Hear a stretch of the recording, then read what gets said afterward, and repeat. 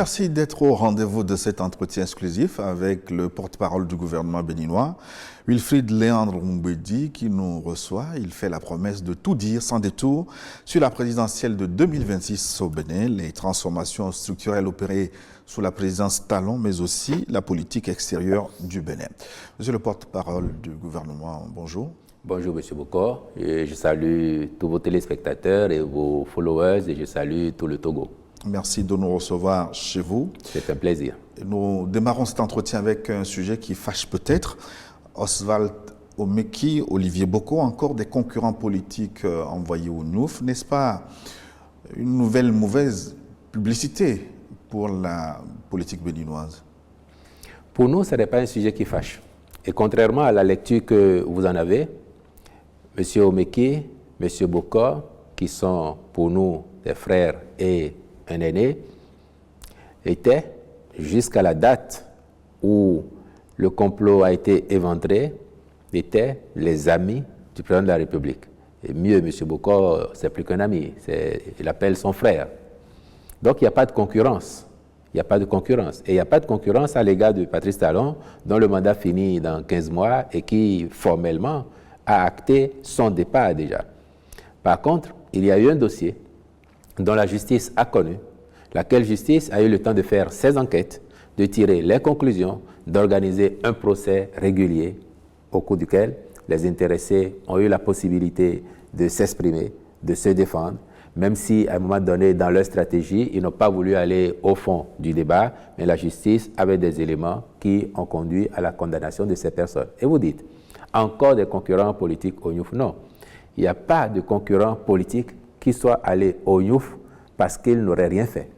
Vous avez au Bénin une démocratie qui fonctionne, où il y a des adversaires, il y a des opposants, il y a des critiques et parfois très acerbes qui sont là, à qui personne ne dit rien. Cependant, il y a des acteurs politiques qui, à un moment ou à un autre, ont commis des actes répréhensibles dont la justice est obligée de se saisir ou pour lesquels la justice doit être saisie. Le cas échéant, elle fait son travail, qui est d'enquêter, d'arriver à des conclusions fortes et de tenir un procès. Parce que c'est trop facile. Si on dit qu'on est un acteur politique et qu'on s'est retrouvé en prison juste parce qu'on est acteur politique, aucune loi au Bénin n'a prévu un délit politique. Aucune loi. Par contre, il y a des délits de droit commun. Monsieur Boko, vous êtes journaliste. Au Bénin, les délits de presse sont dépénalisés. Donc, si vous venez ici, vous exercez au Bénin comme journaliste, vous me diffamez, comme vous voulez. Je ne peux pas vous faire condamner à une peine de prison.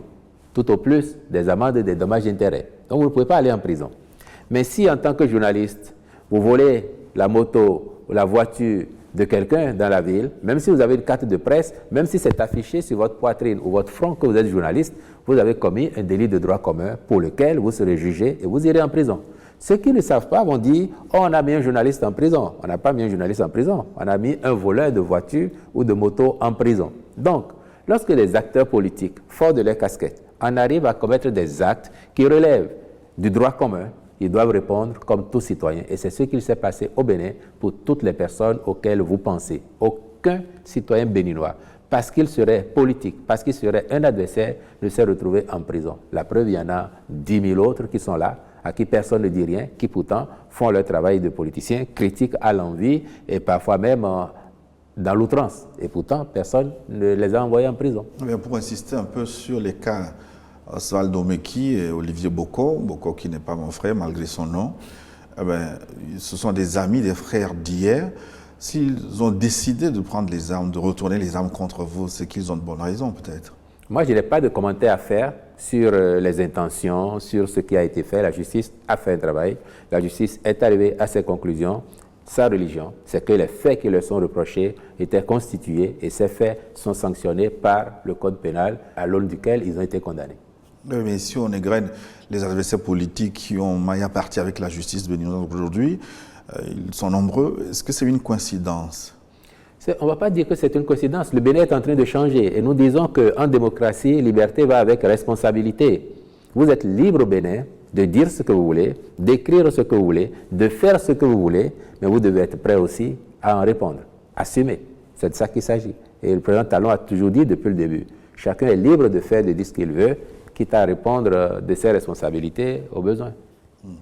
En ce qui concerne l'opposition politique, elle se dit persécutée. Est-ce qu'elle a encore une marge de manœuvre dans la présidentielle de 2026 à venir?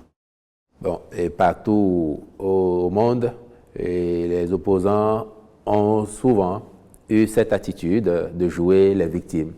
Et même s'il y a un petit événement, on peut le monter en épingle pour faire croire que... Parce que c'est une posture peut-être qui est rentable politiquement. Je ne vous enseigne rien. Je suis l'actualité chez vous de temps en temps.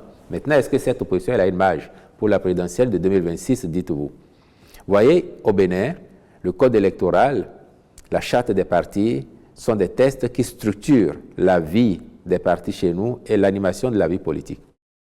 À partir de 2026, pour aller à la présidentielle, par exemple, un candidat doit être porté par un parti ou des partis, mais avoir les parrainages de responsables de son parti, des maires et ou des députés, des responsables du parti ou du parti de même obédience. Quand vous regardez aujourd'hui factuellement, à l'Assemblée nationale, nous avons 3 grands partis. L'Union progressiste, le Renouveau, le premier parti du Bénin, le BR et les démocrates qui sont à égalité en nombre de sièges au Parlement. Les démocrates ont 28 députés, comme le BR.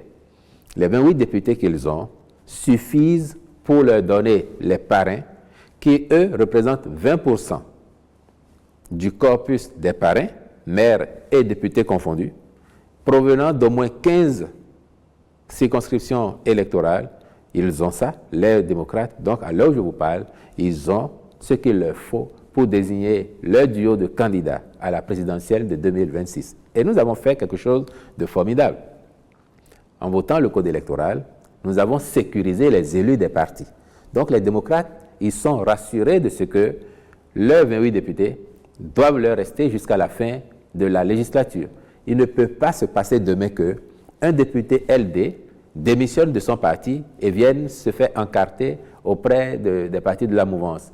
Et dit, par exemple, lui, il va donner son parrainage à un candidat de la mouvance. Ce n'est pas possible. Le Code a sécurisé cela. Mais quand le Code fait ça, c'est parce que nous avons décidé de remettre les partis au cœur du jeu politique, au cœur du jeu démocratique. Il faut savoir que dès 1990, dans la Constitution, on a dit que ce sont les partis qui animent la vie politique chez nous. Et il se fait que pendant 30 ans, nous avons eu une pratique totalement débridée où on avait des partis pas viables du tout, de sorte qu'aucun d'entre eux n'a jamais réussi à conquérir le pouvoir d'État. Vous feriez une élection présidentielle au Togo, en tout cas depuis combien de dizaines d'années, ça serait surprenant que le président ne provienne pas d'un parti politique, n'est-ce pas? Parce que vous avez eu le temps d'avoir quelques partis qui sont costauds. Et nous, on n'avait que des partis fragmentés, des partis au mieux de régions, au pire de villages, voire de familles. Et désormais, nous sommes dans la logique d'avoir des grands partis, des partis d'envergure nationale, qui portent eux-mêmes des leaders qui ont une certaine envergure. Et c'est ça le but et le gain majeur de cette réforme. Parce qu'on sait tous que la gouvernance est déterminée par la qualité du personnel politique. Et ce personnel politique, il faut faire en sorte qu'il soit le plus qualifié possible. C'est ce que nous avons commencé à faire au Bénin. Eh bien justement, est-ce que cette vision du chef de l'État portée à son arrivée au pouvoir, d'assainir l'environnement des partis politiques, de les réduire, est-ce que cette politique, cette vision a prospéré aujourd'hui? Est-ce qu'elle est efficace? Est-ce que les résultats sont bons? Il ne s'agissait pas pour le chef de l'État de réduire les partis politiques, non. Avant l'avènement du président Talon, toute la classe politique béninoise, toute obédience confondue, avait décidé, ou en tout cas avait réfléchi et acté la nécessité d'opérer les réformes. Mais il fallait beaucoup de courage pour faire ça. Beaucoup de courage. C'est ça qui fait qu'avant Patrice Talon, personne ne l'a vraiment fait. Le président Boni Yayi, quand il reprenait le pouvoir en 2011, donc à son deuxième mandat, si vous avez suivi son discours d'investiture, il mettait l'accent sur la nécessité d'oser faire des réformes, notamment du système partisan. Le président Adrien Oungbeji, qui est redevenu président de l'Assemblée nationale en 2015, dans son discours d'investiture comme de l'Assemblée nationale, il a réaffirmé la nécessité de réformer le système partisan béninois. Eux, ils parlaient déjà de resserrer le nombre pour faire de grands partis. Mais après, entre les intentions et les actes, il y a généralement loin de la coupe aux lèvres. Mais le président Talon a décidé, lui, de rester fidèle au diagnostic qu'il a fait en tant que candidat et à l'engagement qu'il a pris de procéder à ces réformes. C'est pour ça que, très vite, en discutant avec les uns et les autres, il a dit, nous devons y aller. Et la réforme fait quoi? Elle ne limite pas le nombre de partis, M. Boko. Aujourd'hui, au Bénin, nous avons au moins une quinzaine de partis politiques. Demain, on peut en arriver à 100, comme on était à 289 en octobre 2019, quand la réforme arrivait. On peut avoir 500 partis politiques au Bénin demain. Mais ce que nous disons, c'est que les partis de gouvernement doivent être des partis d'envergure nationale. Vous pouvez choisir d'avoir un parti de quartier, de village et d'être un agitateur d'idées. Mais si vous décidez d'aller conquérir le suffrage des populations pour avoir le pouvoir d'État, la magistrature suprême par exemple, on vous demande d'être présent dans tout le pays. Si vous voulez aller aux législatives et enlever des sièges de députés, on vous demande d'avoir au moins 20% des suffrages dans chacune des circonscriptions électorales législatives et nous en avons 24. Pourquoi? Il y a des partis, je vous ai dit tout à l'heure qu'au mieux nous avions des partis régionaux. Certains peuvent se concentrer sur une, deux régions, 3, 6 départements sur 12, peut-être 20 communes ou même 50 communes sur 77 et considérer que ça leur suffit. Nous, nous disons, un parti politique qui veut être un parti de gouvernement, qui doit générer des hommes d'État, il doit s'occuper de tous les Béninois. Donc, aucune commune ne doit être considérée comme quantité négligeable. Et ça fait quoi? Ça favorise l'unité nationale. Ça favorise les regroupements. Donc, vous pouvez être sans leader politique, décider à l'aune des prescriptions du code de vous mettre ensemble, quitte à avoir des courants qui s'animent librement au sein des partis. À quoi vous sert-il d'avoir 20, 30, 50 partis qui, pris individuellement, ne pèsent pas grand-chose, alors que vous avez la possibilité de vous mettre ensemble, de gérer vos contradictions, d'avoir des courants qui s'animent et de commencer à devenir grands, beaucoup plus grands avec le temps et de vous imposer. C'est ce que nous voulons pour que, à terme, au Bénin, il y ait 2, 3 grands partis qui s'altèrent au pouvoir, qui ont une idéologie et les populations savent quand elles ont voté pour tel parti, voilà à quoi on s'attend. Quand elles sont satisfaites, elles le reconduisent. Quand elles ne sont pas satisfaites et qu'elles changent avec telle autre obédience, voilà à quoi on peut s'attendre. Et ça donne de la lisibilité à l'action politique. Mais pourquoi vous empêchez les démocrates d'exercer les activités politiques, d'aller au contact des populations sur le terrain? Parce que ce parti sort régulièrement pour dénoncer les entraves à la liberté d'exercice de leur droit d'être au contact des populations. Quand vous avez une activité à faire ici, un rassemblement, vous faites une déclaration. L'autorité administrative apprécie. Et elle est garante de l'ordre public. Parfois, pour ce que j'ai entendu de certains maires qui l'ont dit publiquement, il n'y a que les demandes qui sont introduites ne respectent pas les formes. Vous pouvez dire, oui, mais s'ils n'ont pas respecté, est-ce que l'autorité ne peut pas leur dire, faites ceci ou faites cela pour que ce soit bien? Ce n'est pas le rôle de l'autorité, mais on peut penser que cela est possible. Après, on doit tous être responsables, quels que soient nos bords. Et aujourd'hui, il faut considérer que si on est un parti responsable, on fait aussi les choses bien. Du reste, j'aime à dire, si un parti politique, quel qu'il soit, ou une association, quelle qu'elle soit, considère qu'elle veut faire une activité, qu'elle a rempli toutes les conditions, et que l'autorité administrative qui doit l'accompagner ne le fait pas, de mauvaise foi, il faut saisir les instances compétentes. On a des tribunaux administratifs ici. Vous les saisissez, vous vous dites, moi, j'ai voulu faire telle activité, tel préfet ou tel maire m'en a empêché, ce faisant, il a violé la loi. La justice va constater. Et si c'est le fait, ça va documenter les pratiques, ça fera que les fois d'après, les autres vont faire attention. Mais pour un parti qui se dit traquer les démocrates, par exemple, vous accordez un financement pour auditer le fichier électoral. Qu'est-ce qui se cache derrière ce financement? Il n'y a rien qui se cache. Le parti, les démocrates, dit, et nous, le fichier électoral, on veut voir comment ça se passe. On veut faire un audit. Et il faut que je vous explique, M. Boko. Nous avons désormais au Bénin un état civil qui se modernise. Depuis 2008, nous avons mis en place une base de données de tous les citoyens. Je dis tout parce qu'on a fait pratiquement plus que 100% au départ, mais on sait qu'il y a quelques personnes qui sont restées en rade et c'est pour ça qu'il y a un enrôlement continu. Donc, nous avons aujourd'hui un état civil qui se modernise avec les données biométriques de plus de 10 millions ou 12 de nos concitoyens. À partir de là, ceux qui n'ont pas fait le recensement initial, ils ont tout loisir de se faire enrôler à tout moment et il y a plein de gens qui le font. Toutes les naissances qui arrivent au Bénin, au mieux dans la journée ou le lendemain, vous avez l'inscription au registre national des personnes physiques. C'est de ce registre qui est déjà fiable qu'est extraite la liste électorale à l'approche des élections dans les délais prescrits par la loi. Parce que vous allez introduire la requête et ça va générer pour vous la liste de tous ceux qui ont 18 ans au jour de l'élection. Donc c'est quelque chose de technique et de très pratique. Les amis, les démocrates disent qu'ils veulent voir comment ça fonctionne.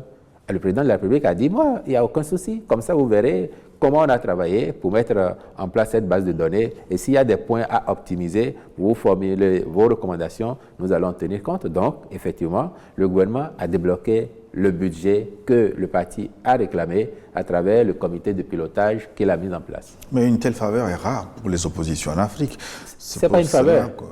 Ce n'est pas une faveur, nous considérons que c'est une contribution citoyenne. D'ailleurs, le président de la République a dit au comité de pilotage qu'il a reçu qu'il ne les voit pas comme des mandataires d'un parti d'opposition parce que pour lui, ce n'est pas l'opposition qui fait l'audit puisque la liste ne sert pas que l'opposition ou que la mouvance présidentielle. C'est une liste au service de tous les Béninois. Donc, il considère que c'est un travail citoyen parce que d'ailleurs, la plupart des acteurs de ce comité de pilotage proviennent de la société civile. Il y a un représentant de l'opposition, mais ils ont mis assez de membres de la société civile dedans, et c'est pour cette raison. Déjà pour montrer sa bonne foi. Ensuite, pour montrer qu'il n'y avait rien à cacher, que le gouvernement a décidé de mettre l'intégralité des moyens demandés par l'opposition à travers le comité de pilotage. Monsieur le porte-parole, vous allez souvent sur le terrain pour des tournées de reddition de comptes.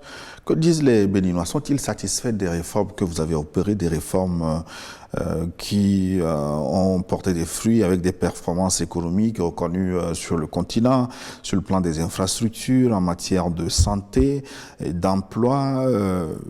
Vous avez changé le Bénin en 10 ans. Est-ce que le Béninois est satisfait de ces performances? Mais merci de le reconnaître, vous qui venez, même si ce n'est pas de très loin, mais d'un peu loin quand même, et d'un pays voisin, c'est vrai que ça frappe. Pour la personne qui ne vit pas au Bénin ou qui vient périodiquement, ça frappe les changements que l'on voit. Et effectivement, le Bénin a fondamentalement changé. Ça, c'est à l'actif de tous les Béninois, tous les citoyens, quel que soit leur rang, quelle que soit leur obédience politique. C'est le travail, dit le président Talon, de tous les Béninois. Que disent-ils quand on va à leur rencontre? Globalement, aujourd'hui, ils sont satisfaits. Globalement, ils voient que le pays change, ils voient que le pays se transforme. Et ce qui est encore plus réconfortant, plus gratifiant, c'est les gens qui, au départ, ne croyaient pas du tout et vous disent, moi, au départ, franchement, je ne croyais pas à M. Talon.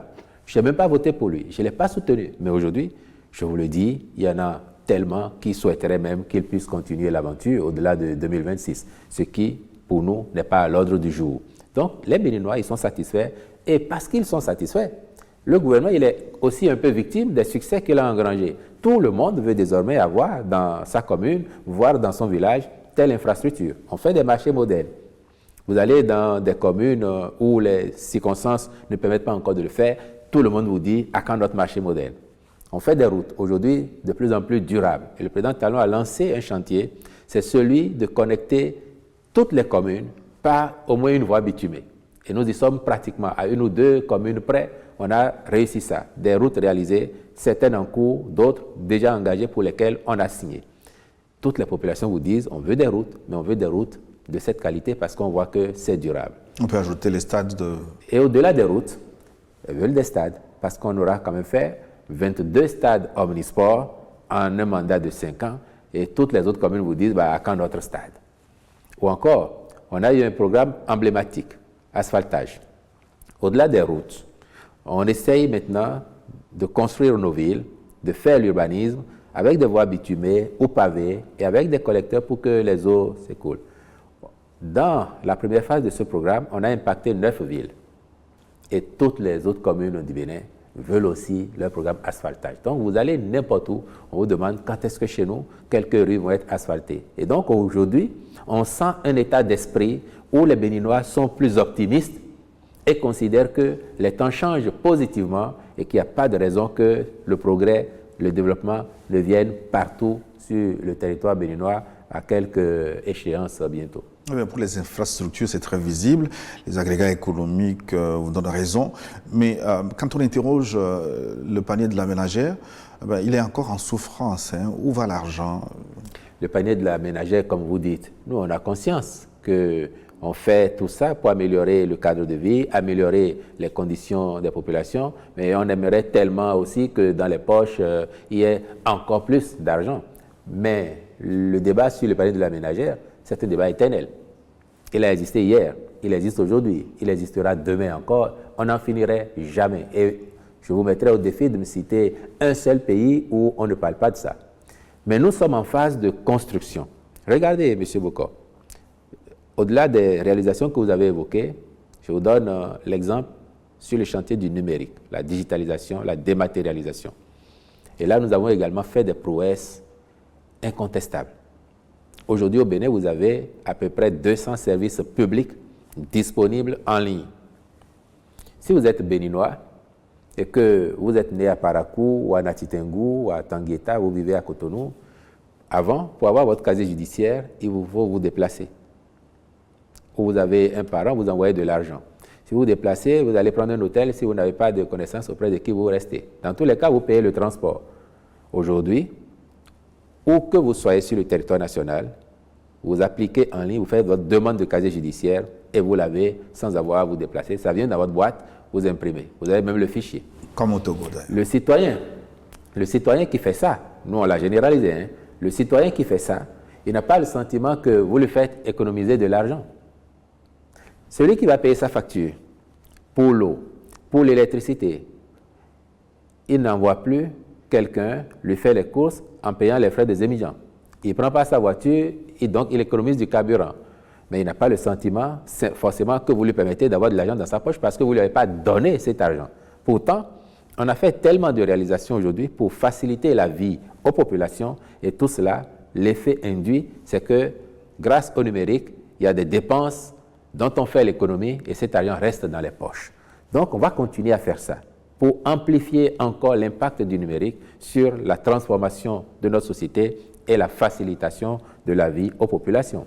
Néanmoins, j'entends bien que cela ne suffit pas. Si on va viser spécifiquement panier de la ménagère, c'est encore nous qui, en décembre 2022, avons décidé de faire une revalorisation des salaires et de la faire à des niveaux jamais atteints auparavant au Bénin.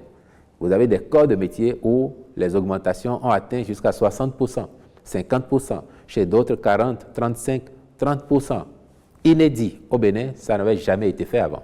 Donc nous savons que si nous avons les moyens d'apporter un plus à nos concitoyens, personne ne nous prierait de le faire. Il n'aurait même pas besoin de manifester ou de revendiquer, nous le ferions. Le dernier exemple en date, c'est qu'il y a quelques jours en Conseil des ministres, nous avons pris une décision pour accorder des mesures incitatives à un corps de métier, par exemple.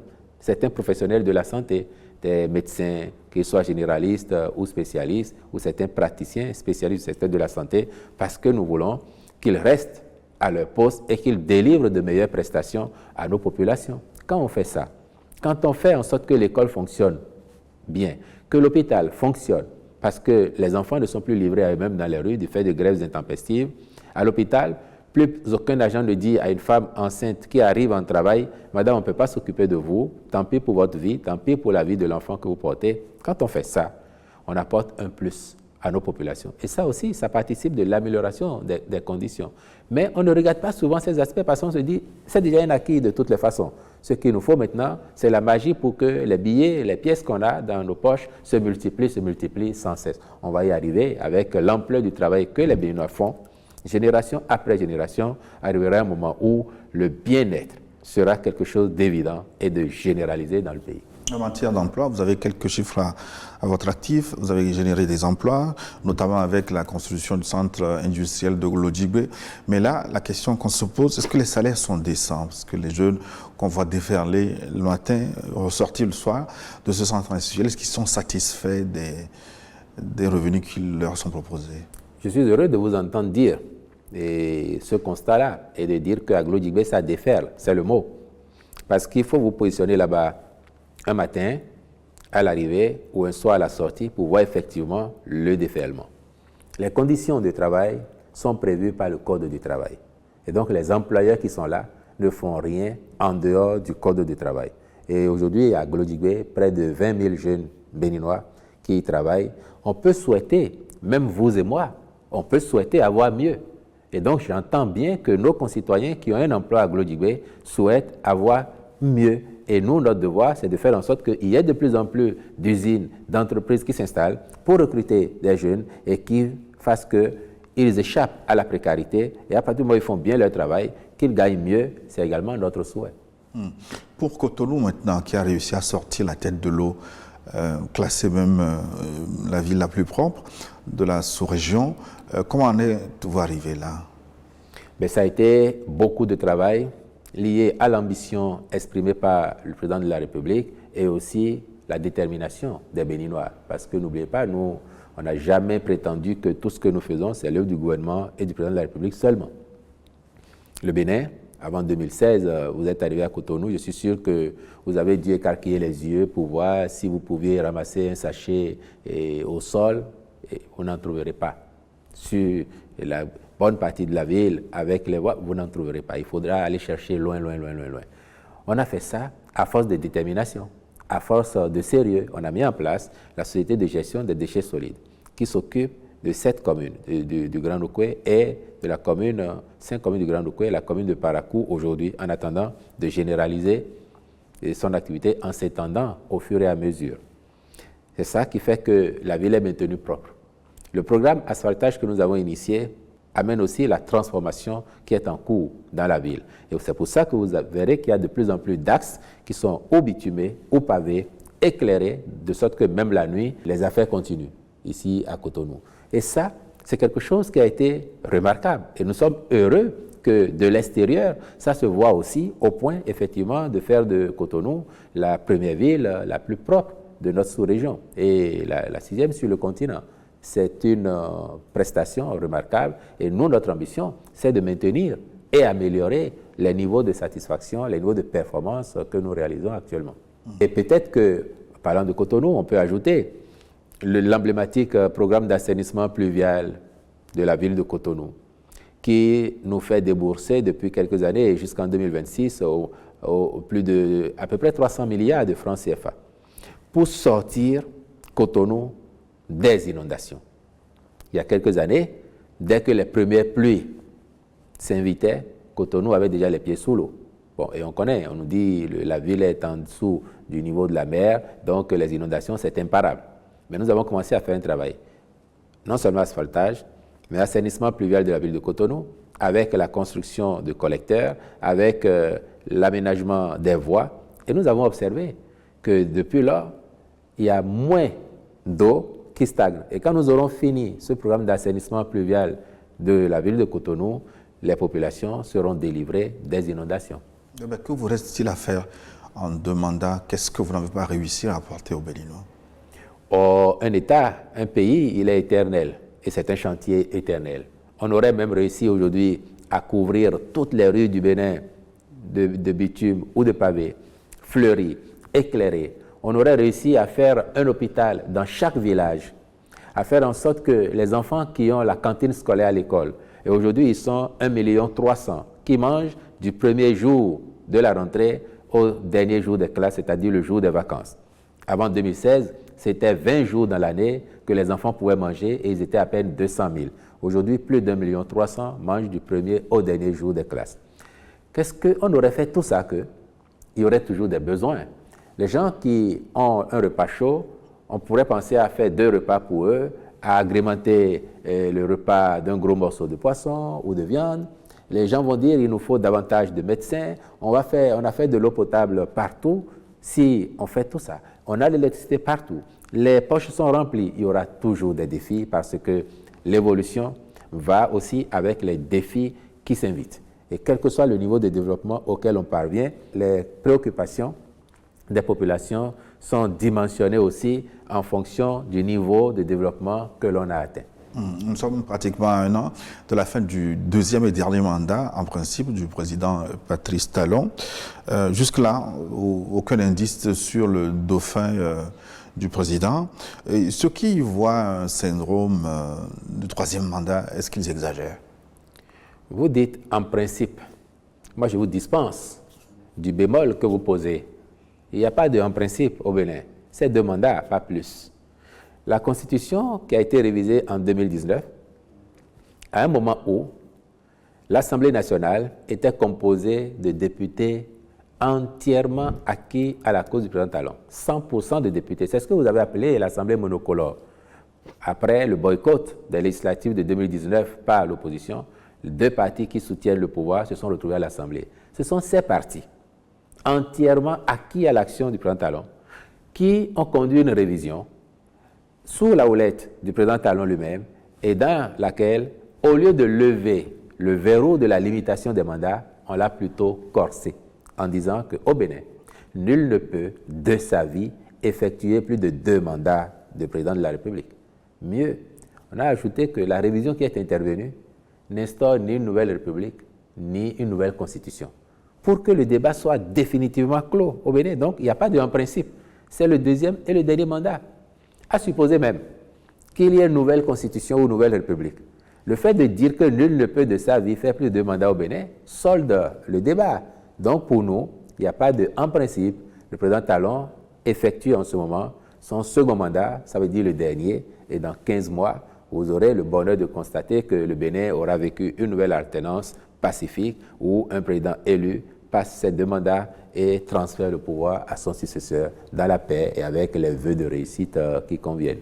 Même si le TOFA l'invite exceptionnellement à ajouter un 3e mandat. Moi, je n'ai pas noté que le TOFA invite le président Talon à faire un mandat au-delà de celui-ci. Et le TOFA, ça n'est pas la Constitution. J'entends cependant des concitoyens, quelle que soit leur obédience, parce qu'on entend davantage dans les médias, sur les réseaux, certains qui sont de la majorité présidentielle, mais on entend les populations à la base demander est-ce qu'il n'est pas possible que le président fasse un nouveau mandat. Et je parle des populations qui sont satisfaites du bilan parce que, à l'arrivée, leurs attentes sont plus comblées qu'elles ne l'espéraient. Beaucoup n'espéraient pas que le Bénin ferait autant de progrès sous le président Talon. Mais malgré ces appels-là, la constitution béninoise, elle sera respectée. Le président Talon passera la main à son successeur pour le bien du pays et nous resterons un exemple de démocratie et de développement sur le continent. Le président Talon, que dit-il de ses invites à faire un 3e mandat, de ses appels à la télévision ou à travers le TOFA?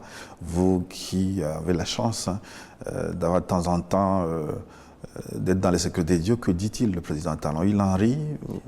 Ben, c'est le mot. Il en rit. À la limite, ça ne lui fait ni chaud ni froid. Après, c'est un peu flatteur que des gens disent « Oh, le bilan est tel que… » Franchement, on ne l'avait pas espéré. Mais s'il y avait possibilité de continuer, on serait tellement heureux de le voir pousser encore plus loin les limites du développement, ce qui a commencé sous lui. Mais le président, il a dit, moi quand je venais, peut-être que je n'avais pas idée que nous ferions un chemin aussi remarquable. Donc pourquoi vous ne pensez pas que celui qui viendrait après moi peut faire encore mieux que ce qu'avec moi et vous, on a commencé à faire? Donc moi, j'ai foi que celui qui vient après moi fera en sorte que le progrès du Bénin s'intensifie et que nous soyons tous satisfaits afin que, président après président, au fil du temps, le Bénin s'élève et que tous nous soyons fiers de ce beau pays. Et le dauphin, qui va remplacer le président Talon? Vous pouvez prendre la nationalité béninoise, hein, peut-être que vous l'avez depuis et que vous me la cachez. Mais j'ai le malheur de porter le long Boko. Ah, ce n'est pas un malheur, bien au contraire. Si vous avez la nationalité béninoise et que vous remplissez les conditions, vous pouvez être dauphin.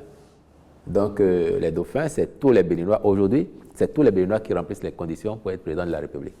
Mais le président, à un moment donné, il portera son choix sur son remplaçant. Évidemment, puisque s'il y a 12 millions de dauphins, il y en a un seul qui s'assierait sur le siège le moment venu. Donc, à l'intérieur de tous les potentiels, il finira avec les partis qui forment la majorité présidentielle aujourd'hui, il finira par faire le casting qu'il faut pour proposer au peuple béninois quelqu'un qui irait à la conquête du pouvoir pour prolonger la dynamique qui est en cours actuellement et faire en sorte que le progrès, le développement qui a commencé, que nous voyons, demeure même au-delà du président Talon. Mais de qui il parle souvent, à qui il fait appel régulièrement? Ben, il ne m'a pas encore fait la confidence de me dire à qui il pense. Donc j'attends. Et votre insistance fait que je vous soupçonne d'avoir la nationalité béninoise et peut-être de me cacher que vous parlez avec le président Talon pour être demain son champion. Est-ce que le talon d'Achille de Talon, finalement, c'est sa politique extérieure? Parce qu'avec les pays voisins, vous avez quelques inimitiés qui vous valent même la fermeture, par exemple, avec le Niger, à ce point-là, est-ce qu'il y a des choses à améliorer? Quoi que l'on fasse, dans quelque secteur que ce soit, il y aura toujours des choses à améliorer. Je viens de vous dire, malgré tous les résultats que nous avons, et on peut penser que d'une autre façon, on aurait fait ceci de mieux ou cela de mieux. En politique extérieure, nous n'avons pas, nous, travaillé à nous faire de l'inimitié. Vous évoquez le Niger. Votre pays, le mien, le Niger, hier, nous appartenions tous à une même organisation, au sein de laquelle il y a des règles. Nous avons appliqué les règles que l'organisation s'est données. Nous avons appliqué les sanctions qui ont été prononcées à l'aune des règles qui régissent cette organisation. Donc, c'est ce que nous avons fait. Nos frères du Niger n'ont pas compris cela. Pourtant, ça n'est pas nouveau. Avant le président Talon, au temps du président Boniaï, il y avait une situation pareille au Mali. Le Bénin a condamné et a exigé le retour à l'ordre constitutionnel. Bon, les temps ont évolué. Nos frères du Niger n'ont pas compris. Depuis, l'eau a coulé sous les ponts, puisque la CEDEAO, avec l'empressement, avec le plaidoyer du président Talon, a fini par lever les sanctions. Et qu'ils vous souviennent, quand elles ont été levées, nous avons été encore parmi les tout premiers, pour ne pas dire le tout premier, à acter la levée des sanctions. Nous avons ouvert la frontière de notre côté. Nous attendons que nos frères du Niger ouvrent enfin la frontière pour que les populations, qui sont les mêmes de part et d'autre de la frontière, recommencent à vivre en harmonie et en coexistence pacifique, comme c'était le cas. Le Niger vous reproche d'héberger sur votre sol des bases militaires par lesquelles se préparent des coups pour déstabiliser le régime de transition. Bon, je sais qu'eux-mêmes, ils n'y croient pas à la vérité. Eux-mêmes, ils n'y croient pas. Parce que ils ont donné des coordonnées GPS qui n'atterrissent même pas au Bénin. Monsieur Boko, vous voyez, le Niger, avant cette situation de juillet 2023, abritait une base militaire française, avait une force américaine chez lui. Le Bénin n'a jamais trouvé que c'était une menace à sa souveraineté. Le Bénin n'a jamais indexé le Niger pour dire « mais pourquoi vous avez des Français chez vous qui ont une base, ça nous menace ». On n'a jamais fait ça. Donc, à la limite, un pays fait son choix et assume. Mais nous avons fait le choix de ne pas avoir de base. On n'avait pas d'accord de défense avec la France, comme d'autres pays africains ont pu le faire. Nous avons des accords de coopération militaire avec la Russie, avec la France, avec les États-Unis, avec la Belgique et autres. Mais on n'a pas d'accord de défense qui ont amené des gens à faire des bases militaires chez nous. Par contre, dans le cadre de notre stratégie de lutte contre le terrorisme, qui nous est importé essentiellement du Burkina et du Niger, et vous comprenez pourquoi, quand la situation du Niger est intervenue, le Bénin a été actif, parce que nous gérions déjà suffisamment la situation sur le flanc avec le Burkina, et nous craignons que si le Niger devrait également devenir un peu comme ce qui se passe ailleurs, ça nous pose davantage de problèmes. Nous voulions la stabilité de la sous-région. Donc, dans cette stratégie-là, non seulement nous recrutons beaucoup de jeunes gens pour l'armée, non seulement nous achetons beaucoup d'équipements, nous faisons de la formation, mais nous avons passé un palier en construisant quelques bases opérationnelles avancées qui sont des petits camps, des petites casernes militaires et des points avancés fortifiés en fonction des localités et du risque identifié par rapport à cette menace-là. Nous avons surinvestissement et il n'y avait rien à cacher. La preuve en est que dès décembre 2022, je dis décembre 2022, donc 7 mois avant le coup d'État, le président Talon, dans son message sur l'état de la nation devant l'Assemblée nationale, a évoqué la construction de ces bases opérationnelles avancées. S'il y avait quelque chose à cacher, on n'aurait pas dit ça. Maintenant que, opportunément, certains s'en saisissent pour dire, parce que le Bénin fait des efforts, ils ont des bases assez modernes, donc on se demande même si c'est eux-mêmes qui ont fait, qui s'en saisissent pour dire que c'est des bases étrangères. On les laisse responsables de leurs propos, mais à chaque fois, nous avons expliqué qu'il n'y avait pas de base étrangère chez nous, pas plus qu'il n'y a d'instructeurs étrangers, instructeurs français ou de légionnaires, comme on a cru voir quelqu'un ici, des légionnaires noirs. Nous nous battons du mieux que nous pouvons, avec nos moyens, avec nos forces, et nous sommes reconnaissants pour le courage de nos forces armées, nos forces de défense et de sécurité, dont certains éléments vont parfois jusqu'au sacrifice suprême. Nous n'avons pas envie de perdre nos enfants sur le front du terrorisme. Nous n'avons pas envie que cela continue. Or, les gens qui viennent s'en prendre à nous, dès qu'ils ont fait un coup, ils retournent de l'autre côté de la frontière d'où ils sont partis. Et c'est ça notre réalité aujourd'hui. Nous espérons que la coopération avec les voisins va redevenir ce qu'elle était et nous permettre d'avoir en intelligence des approches qui permettent de contenir, voire de bouter ce phénomène hors de notre espace. Parce que le Bénin, sous la houlette du président Talon, a été encore le premier à demander à la CEDEAO, au sein de la CEDEAO, pendant que le Niger, le Mali, le Burkina y étaient, a demandé une mutualisation des moyens pour faire en sorte que ce soit une dynamique communautaire qui permette d'affronter le phénomène. C'est ça qui a donné naissance à ce qu'on appelait l'initiative d'Accra. Puis, il n'y a pas eu beaucoup d'empressement. Et c'est pourquoi le Bénin a commencé à faire des investissements, même si ça coûte beaucoup de dizaines de milliards. Aujourd'hui, nous avons une très belle relation, coopération avec le Togo sur ce front-là, qui marche bien. En raison des coûts intervenus au Mali, au Burkina et au Niger, ce qui était en cours avec le Burkina et le Niger est suspendu pour le moment. Mais nous restons disponibles. Nos forces de défense et de sécurité renouvellent, réitèrent leur offre de coopération et nous avons bon espoir qu'à un moment ou à un autre, nos frères des autres pays comprendront qu'il nous faut conjuguer nos efforts et qu'ensemble, nous serons plus forts pour vaincre ces criminels. En êtes-vous avec les tractations avec le Niger? La frontière peut être ouverte bientôt? Ben nous, on est prêts puisque nous, on l'a ouverte déjà à la frontière. Sur le fleuve, ça circule. On a levé toute restriction, toute interdiction parce que nous savons aussi que par ce moyen-là, les populations arrivent à faire venir des produits ou des biens qui leur sont essentiels. Nous fermons les yeux. Maintenant, en ce qui concerne l'ouverture formelle de la frontière, ben nous, si les autorités nigériennes nous disent ce soir, nous ouvrons les frontières, nous dirons tant mieux. Si c'est demain qu'elles ouvrent, nous dirons tant mieux. Dans tous les cas, nous avons bon espoir qu'elles finiront par ouvrir les frontières parce qu'elles seront convaincues définitivement de ce que le Bénin n'est pas une menace pour le Niger et que nous n'avons jamais, nous, planifié d'attenter à la sécurité du Niger. Nous sommes des frères. On peut parfois, entre frères, en famille, connaître des frictions. On dit bien que la langue et les dents se chamaillent tout le temps, mais elles sont appelées à cohabiter.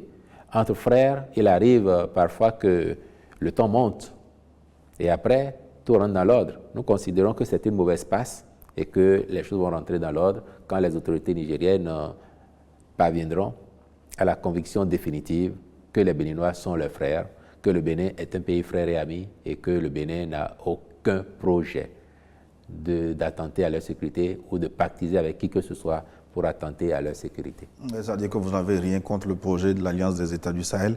Est-ce que le Bénin peut collaborer avec l'AES d'ici là? Pourquoi voulez-vous qu'on ait quelque chose contre ce projet? La dynamique des États, c'est une dynamique évolutive. C'est une dynamique évolutive. L'AES, aujourd'hui, c'est une réalité, c'est un regroupement d'au moins 3 pays. Ça peut s'étendre demain à 4, 5, 10 autres. Peut-être que la CEDEAO va changer de forme ou bien qu'elle va s'élargir à d'autres qui veulent être observateurs ou que d'autres pays iront demain vers d'autres organisations. C'est une dynamique. Quand on est dans une organisation, l'important, c'est de respecter les règles que l'organisation se donne. Et nous, en tant que membres de la CEDEAO aujourd'hui, nous respectons les règles. Si demain la dynamique fait que nous sommes dans un autre groupe ou bien que la CEDEAO change d'approche, nous serons encore des partenaires loyaux mais responsables. Et c'est ce que nous faisons. Donc, est-ce qu'on peut coopérer avec l'AES? Les pays de l'AES, ce sont nos voisins, ce sont nos frères. La nature nous condamne à coopérer, quelle que soit l'approche des uns et des autres, pour défendre leur souveraineté, pour promouvoir leur développement. Est-ce que, parce que le Niger fait partie de l'AES, demain, on va se réveiller et constater que le territoire nigérien a été déplacé et envoyé ailleurs, il n'est plus à côté du Bénin? Ce n'est pas possible. Est-ce que le Burkina peut être éloigné de nous, à moins d'une nouvelle tectonique des plaques qui va faire que le sol se fende et que le continent se divise, comme on a commencé à l'observer quelque part dans la corne de l'Afrique? À moins d'avoir un tel phénomène, nous sommes condamnés à être des voisins et donc nous nous coopérons avec le Niger avec le Burkina, avec le Mali, avec tous les autres, quel que soit le regroupement ou les regroupements auxquels ils appartiennent. On n'a pas de jugement, on n'a pas de jugement de valeur sur le choix des États d'appartenir à telle ou telle organisation. C'est un choix souverain. Et en tant que tel, il ne nous appartient pas de commenter, de critiquer ou autre, non. On prend acte et ce qu'on peut faire de bien, on le fait. Monsieur le porte-parole du gouvernement béninois, nous arrivons à la fin de cet entretien. Pour terminer, quel sera selon vous le plus bel héritage laissé aux Béninois par le président Talon dans un an quand il va quitter le pouvoir? Mais c'est déjà connu. Lui-même, il dit qu'il considère que sa plus grosse réalisation, c'est d'avoir contribué à changer l'état d'esprit des Béninois, l'état d'esprit de ce peuple. Effectivement, aujourd'hui, les Béninois, ils sont de plus en plus convaincus qu'il n'y a pas de rêve trop grand pour le Bénin, que toutes les ambitions sont à notre portée tant que nous le voulons, tant que nous travaillons à cela. Les gens sont moins défaitistes. Avant 2016, le désespoir avait souvent été le lot des Béninois. Quand on a élu un président, en général, c'était en sanctionnant son prédécesseur parce qu'on était déçu. Et le nouveau vient, la déception revient. Le pays ne se développe pas. Les conditions de vie ne s'améliorent pas. Or, aujourd'hui, on a vécu un phénomène contraire. Le président Talon est venu d'abord porté par une vague d'espoir. Et puis très vite, quand les réformes ont commencé, parce que c'est difficile, les gens étaient déçus. On dit, oh, on a fait une erreur. Pourquoi on a pris ce monsieur? Il est si rigoureux, il est si méchant. On a entendu même ça, hein, méchant. Mais aujourd'hui, les mêmes disent, ah non, il aura fallu son courage pour nous montrer que c'est possible. Et fort heureusement, quels que soient les bords, croyez-le, M. Boko, hein, même nos plus gros contenteurs, en dehors des caméras, ils nous disent, franchement, le niveau où le président a porté le pays, le travail que vous faites, c'est remarquable. En dehors des caméras, ils nous le disent tous. Donc les Béninois se disent, c'était possible. Et désormais, c'est possible, ça doit rester possible, que notre pays progresse de façon continue. C'est ça, pour Talon, le plus bel héritage qu'il aurait laissé. Ce n'est pas l'Amazone qui est devenue aujourd'hui une attraction mondiale.